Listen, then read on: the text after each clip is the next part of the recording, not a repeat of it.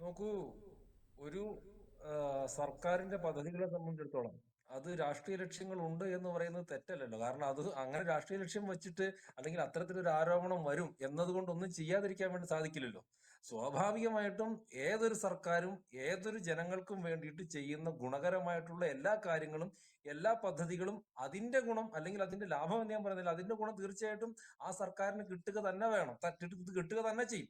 അതങ്ങനെ തന്നെയാണല്ലോ. കാരണം എങ്കിലാണ് ആ സർക്കാരിന് കൂടുതലായിട്ട് പ്രവർത്തിക്കാൻ വേണ്ടി സാധിക്കുക, എങ്കിലാണ് ആ സർക്കാരിനെ കൂടുതൽ ജനങ്ങൾ പിന്തുണയ്ക്കുക, അപ്പോഴാണ് വീണ്ടും വീണ്ടും സർക്കാരിന് വരാൻ വേണ്ടി സാധിക്കുക. അപ്പോൾ അതൊരു തെറ്റല്ല, അത് വളരെ വലിയ ശരിയുമാണ്. ജനങ്ങളെ അട്രാക്ട് ചെയ്യാൻ സാധിക്കുന്ന അല്ലെങ്കിൽ ജനങ്ങൾ ഇഷ്ടപ്പെടുന്ന അവർ മനസ്സിൽ സ്വീകരിക്കുന്ന നമ്മുടെ രാജ്യത്തിന് ഗുണകരമാവുന്ന പദ്ധതികൾ ഇനിയും ഇനിയും വരിക തന്നെ ചെയ്യണം. അപ്പൊ അതിനകത്ത് അത് രാഷ്ട്രീയപരമായിട്ടുള്ള ഉദ്ദേശങ്ങൾ ഉണ്ടോ എന്ന് വെച്ച് കഴിഞ്ഞാൽ ഉണ്ടെങ്കിൽ തന്നെ അതിൽ തെറ്റില്ല എന്നാണ് എനിക്ക് പറയാൻ വേണ്ടിയിട്ടുള്ളത്. കാരണം ഈ രാജ്യത്തെ ജനങ്ങളെ അല്ലെങ്കിൽ ഈ രാജ്യത്തെ ചെറുപ്പക്കാരെ അട്രാക്ട് ചെയ്യാൻ വേണ്ടിയിട്ട് കഴിയുന്ന, നോക്കൂ, ഇപ്പൊ നമ്മുടെ രാജ്യത്തെ ഏറ്റവും വലിയ നേരിടുന്ന ഒരു പ്രശ്നം എന്താണ്? രണ്ട് പ്രശ്നങ്ങളാണ് എനിക്ക് പ്രധാനമായിട്ട് നിങ്ങളോട് ചൂണ്ടിക്കാണിക്കാൻ വേണ്ടിയിട്ടുള്ളത്. ഒന്ന്, പ്രധാനമന്ത്രി ശ്രീ നരേന്ദ്രമോദിജി എപ്പോഴും പറഞ്ഞുകൊണ്ടിരുന്ന ഒരു കാര്യം ഉണ്ടായിരുന്നു: നിങ്ങൾ തൊഴിൽ തേടുന്നവരാകാതെ തൊഴിൽ ദാതാക്കളാവും. ഇന്ത്യൻ ജനതയുടെ വലിയ ഒരു പ്രശ്നം എന്ന് പറയുന്ന ഒരു പരിധി വരെ നാം തൊഴിൽ തേടുന്നവരാവുകയായിരുന്നു. ഒരു ബിസിനസ് തുടങ്ങുവാൻ വേണ്ടിയിട്ട് അല്ലെങ്കിൽ ഒരു സംരംഭം തുടങ്ങുവാൻ വേണ്ടിയിട്ട് ഉള്ള സാഹചര്യങ്ങൾ ഈ രാജ്യത്ത് വേണ്ട രീതിയിൽ നിലനിന്നിരുന്നില്ല എന്നുള്ളത് കൊണ്ടും ഒരു പുതിയൊരു സംരംഭം തുടങ്ങുവാനുള്ള ഒരു ഭയപ്പാട് നമ്മുടെ രാജ്യത്തെ ചെറുപ്പക്കാർക്ക് ഉണ്ടായിരുന്നു എന്നുള്ളതും യാഥാർത്ഥ്യം തന്നെയാണ്. ഇപ്പോൾ ഈ ഒരു പാനലിൽ ഒരു രാഷ്ട്രീയ പാർട്ടിയുടെ പ്രതിനിധിയായിട്ടിരിക്കുന്ന ഞാൻ തന്നെ ആയതുകൊണ്ടും പരമാവധി രാഷ്ട്രീയം പറയണ്ട എന്ന് ചിന്തിച്ചെങ്കിൽ പോലും ചില കാര്യങ്ങൾ പറയാതെ വയ്യ.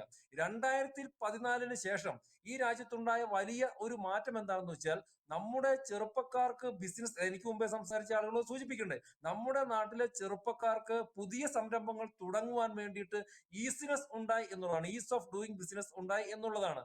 അതിന് ധാരാളമായിട്ടുള്ള പദ്ധതികൾ, ധാരാളമായിട്ടുള്ള കാര്യങ്ങൾ കേന്ദ്ര സർക്കാരിന്റെ ഭാഗത്ത് നടപ്പാക്കുകയുണ്ടായി. അപ്പോൾ നിലവിലെ ഒരു സാഹചര്യം എന്ന് പറയുന്നത് നമ്മുടെ നാട്ടിൽ ബിസിനസ്സുകൾ തുടങ്ങുവാനും പുതിയ പുതിയ സംരംഭങ്ങൾ തുടങ്ങുവാനും ഒക്കെ ഉള്ള ഒരു സാഹചര്യം ഉണ്ട് എന്നുള്ളതാണ്. അതാണ് ഞാൻ തുടക്കത്തിൽ തന്നെ സൂചിപ്പിച്ചത്. നോക്കൂ, 2014 അവസാന ഭാഗത്ത് വെറും 400 സ്റ്റാർട്ടപ്പുകൾ മാത്രം ഉണ്ടായിരുന്നത് ഇന്ന് ഈ രാജ്യത്ത് 1 ലക്ഷത്തിന് മേലെ വളർന്നിരിക്കുന്നു.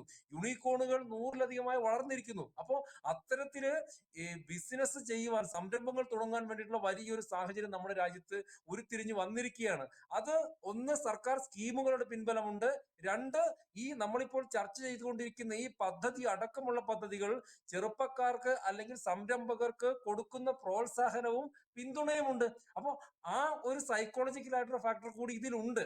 കാരണം നമ്മൾ പുതിയ പുതിയ സംരംഭങ്ങൾ തുടങ്ങാൻ വരുന്ന ചെറുപ്പക്കാരെ അതിലേക്ക് കൂടുതലായിട്ട് അട്രാക്ട് ചെയ്യുക എന്നുള്ളതും അവരെ അതിന് ഒരു പ്രോത്സാഹനം കൊടുക്കുക എന്നുള്ള ഒരു ഉദ്ദേശം കൂടിയുണ്ട്. ഇപ്പൊ നോക്കൂ, ജപ്പാന്റെ ഒക്കെ എനിക്ക് തോന്നുന്നു ആവറേജ് ഏജ് എന്ന് പറയുന്നത് 50ഓളമേ. അവിടെ ചെറുപ്പക്കാരെ കിട്ടാനില്ലാത്ത വളരെ അപകടകരമായിട്ടുള്ള ഒരു അവസ്ഥയിലേക്ക് എത്തിയിരിക്കുകയാണ്. പക്ഷെ ഒരു കാലഘട്ടത്തിൽ, പ്രത്യേകിച്ച് ഞങ്ങളൊക്കെ വളരെ കുട്ടികളായിരിക്കുന്ന ഒരു കാലഘട്ടത്തിൽ ലോകത്തിലെ ടെക്നോളജിയിൽ വളരെയധികം മുന്നിൽ നിന്ന ഒരു രാജ്യമായിരുന്നു. കാരണം അവരുടെ പോപ്പുലേഷൻ ചെറുതാകുമ്പോൾ തന്നെ അവർ പ്രൊഡക്ഷനിൽ അല്ലെങ്കിൽ മാനുഫാക്ചറിലൊക്കെ വലിയ മുമ്പിൽ നിന്നിരുന്ന ഒരു രാജ്യമായിരുന്നു. നമ്മളെ സംബന്ധിച്ചിടത്തോളം ഇനി നാം പോകേണ്ടത് ആ ഒരു തരത്തിലേക്കാണ്. ഇപ്പൊ ലോകത്തിലെ ഒന്നാം നമ്പർ ആപ്പിൾ ഫോണിന്റെയൊക്കെ ഏറ്റവും വലിയ മാനുഫാക്ചറിങ്, അതോടൊപ്പം തന്നെ എക്സ്പോർട്ടിംഗ് കൺട്രി ആയിട്ട് നമ്മൾ മാറിയിരിക്കുന്നു. അപ്പൊ ആ രീതിയിലേക്കുള്ള ഒരു മാറ്റത്തിലേക്കുള്ള ഒരു സ്റ്റാർട്ടിംഗ് ആണ് ഇപ്പോൾ നടന്നുകൊണ്ടിരിക്കുന്നത്, ഈ കഴിഞ്ഞ ഒരു 10 വർഷമായിട്ട് നടന്നുകൊണ്ടിരിക്കുന്നത് എന്നുള്ളതാണ് ഈ ഒരു പദ്ധതിയുടെ ചർച്ചയുമായി കൂട്ടിച്ചേർത്ത് എനിക്ക് പറയാൻ വേണ്ടിയിട്ടുള്ളത്. അപ്പോൾ ഇതുമായിട്ട് ബന്ധപ്പെട്ടിട്ട് നമ്മുടെ രാജ്യത്തെ ചെറുപ്പക്കാരെ എങ്ങനെയാണോ അട്രാക്ട് ചെയ്യാൻ വേണ്ടി സാധിക്കുക, നമ്മുടെ രാജ്യത്തെ ചെറുപ്പക്കാർക്ക് എങ്ങനെയാണോ പ്രോത്സാഹനങ്ങൾ കൊടുക്കാൻ വേണ്ടി സാധിക്കുക, അതെല്ലാം കൊടുക്കുക തന്നെ ചെയ്യും. അതിന് ഏതെങ്കിലും ഇത് വിജയിക്കുമോ അല്ലെങ്കിൽ ഇത് ചെറുപ്പക്കാർ ഇതിലേക്ക് കൂടുതൽ അട്രാക്റ്റഡ് ആകുമോ എന്നുള്ള കൺഫ്യൂഷൻ ഒന്നും വേണ്ട. ഒരു ഉദാഹരണം മാത്രം ഞാൻ പറയാം. നോക്കൂ, ഡിജിറ്റൽ ഇന്ത്യ എന്ന് പറയുന്ന ഒരു കൺസെപ്റ്റ് കൊണ്ടുവന്ന സമയത്ത് ഈ രാജ്യത്തെ ഏറ്റവും പ്രധാനപ്പെട്ട രാഷ്ട്രീയ നേതാക്കൾ അടക്കമുള്ളവർ ചോദിച്ചിരുന്നു. പി ചിദംബരം ചോദിച്ചത് ഓർമ്മയില്ല, മണിശങ്കർ അയ്യർ ചോദിച്ച ഓർമ്മയില്ലേ, ഒരു ചെറിയൊരു സാധാരണ ഒരു തെരുവ് കച്ചവടക്കാരന്റെ അടുത്തോട്ട് 7.5 രൂപയ്ക്ക് നിങ്ങൾ പച്ചക്കറി മേടിച്ചിട്ട് അത് എങ്ങനെയാണ് ഡിജിറ്റൽ രൂപത്തിൽ ആ പണം കൈമാറ്റം ചെയ്യുക എന്ന് നമ്മുടെ രാജ്യത്തിന്റെ പാർലമെന്റിൽ ചോദിച്ചിരുന്നില്ലേ? ഇന്നിപ്പോ എന്താണ്, നമ്മുടെ രാജ്യത്തെ മുഴുവൻ ചെറിയ പെട്ടിക്കടകൾ മുതൽ വലിയ വലിയ ഷോപ്പിംഗ് മാളുകൾ വരെ മുഴുവൻ ഡിജിറ്റൽ പേയ്മെന്റ് നടന്നുകൊണ്ടിരിക്കുകയല്ലേ? ലോകത്തിലെ ഏറ്റവും വലിയ ഡിജിറ്റൽ പേയ്മെന്റ് നടക്കുന്ന രാജ്യമായിട്ട് നമ്മൾ മാറിയില്ലേ? അപ്പോ അത്തരത്തില് ഈ ഒരു പദ്ധതിയിലേക്ക് ചെറുപ്പക്കാർ ആകൃഷ്ടരാകുമോ, ഇത് വിജയിക്കുമോ എന്നുള്ള സംശയത്തിന്റെ ഒന്നും ഒരു ആവശ്യം തന്നെയില്ല.